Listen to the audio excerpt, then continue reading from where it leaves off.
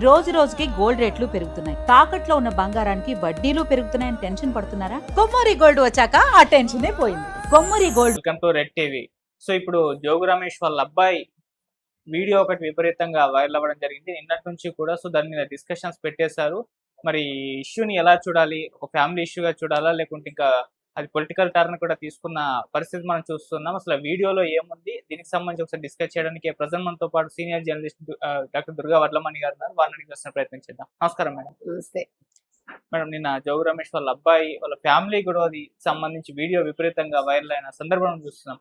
అందులో తన బలహీనతను అతనే చెప్పుకున్నాడని చెప్పేసి కూడా చాలా పోస్టులు అయితే కనిపించేస్తున్నాయి. అసలు ఆ వీడియోలో ఏముంది, దాన్ని మీరు ఎలా చూస్తారు మేడం? ఈ వీడియోని అమ్మాయి సైడ్ వాళ్ళు బయట పెట్టినట్టున్నారు, రిలీజ్ చేశారని చెప్తున్నారు. ఎవరు చేశారో తెలియదు. ఎందుకంటే అది నిజమా ఫేకా, ఫ్యాక్ట్ చెక్ అయితే చేయాలి. ఎందుకంటే ఎవరు కూడా తమ బలహీనతలను బయట పెట్టుకోరు కదా. ఒకవేళ నిజంగా అబ్బాయి పెట్టుకుని ఉంటే అనుకుందాం, అది మెచ్చుకోవాల్సిన అంశం. ఎందుకంటే అందులో పాజిటివ్ గా మాట్లాడాడు.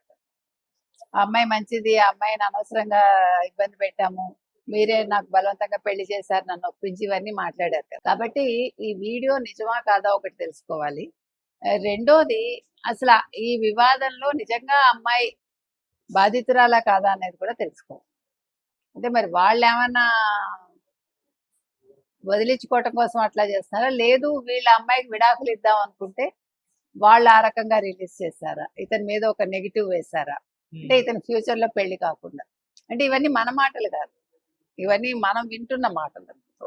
సో ఏది ఏమైనా జోగి రమేష్ అనే వ్యక్తి చేసిన 5 ఏళ్ల అరాచకానికి ఇవాళ కర్మ రిటర్న్స్. మనం చేసే తప్పులు మన పిల్లల్ని బాధిస్తాయా? ఇప్పుడు ఒకవేళ కొడుక్కి లోపం ఉందని అనుకుందామండి, డాక్టర్ దగ్గర తీసుకెళ్ళి ఉండొచ్చుగా. కొన్ని సిగ్గుపడకూడదు కొన్ని విషయాల్లో. మనం డాక్టర్ దగ్గరికి వెళ్ళినప్పుడు నిజాలు చెప్పాలి, కొన్ని సందర్భాల్లో మన నిజాలే చెప్పాలి, దానివల్ల మనకి మంచిది. అవునా? అవును. ఇప్పుడు మీరు జ్యోతిష్యుడి దగ్గరికి వెళ్తారు, మీరు అబద్ధాలు చెప్తారు కొన్నిసార్లు, కానీ నిజమైన జ్యోతిష్యుడికి నిజం తెలుస్తుంది. అవును. అది నమ్మితే. నేను నమ్మకం అనేది ప్రధానం, అంతే. నేను నమ్మను, ఇవి కాదు అని బాధిస్తే వాళ్ళని మనం ఏం చేయలేం.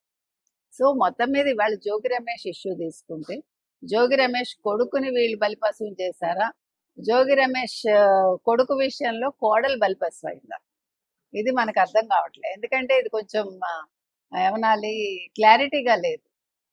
ఫస్ట్ వచ్చిన వార్తలు వేరు, అమ్మాయిని చెప్పడానికి చూశారు, ఆ అమ్మాయి చాలా కట్నం తెచ్చింది, మళ్ళా ఇంకా కట్నం తెమ్మని ఆ అమ్మాయిని ఇబ్బంది పెట్టారు, ఇవన్నీ వచ్చాయి. కానీ ఇప్పుడు మరి 2 రకాల వెర్షన్స్ వస్తున్నాయి. ఒకటి, అతను నిజం ఒప్పుకున్నాడు, నాలో లోపం ఉందని అని ఒకటి. రెండోది, ఆ అమ్మాయిని వదిలించుకోవాలనుకుంటే ఆ అమ్మాయి తిరగబడి అతని మీద ఈ ఎలిగేషన్ వేసింది అని. ఇందులో ఏది నిజం ఏది అబద్ధం మనకు తెలియదు. ఏది ఏమైనా జోగి రమేష్ మాత్రం ఇలా చేసి ఉండకూడదు ఖచ్చితంగా.